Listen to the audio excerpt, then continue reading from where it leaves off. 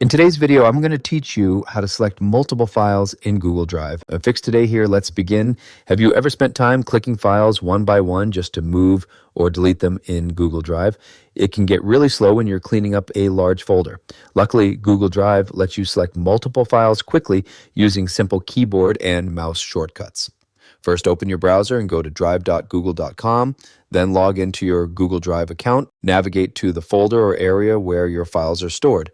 Once you're there, click once on the very first file you want to select. Now press and hold the Shift key on your keyboard, then click the last file in the group.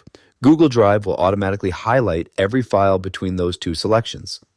If you only want to select certain files that are not next to each other, press and hold the Control key on Windows or the Command key on Mac, then click each file individually. You can also press Control+A to instantly select all files inside the current folder.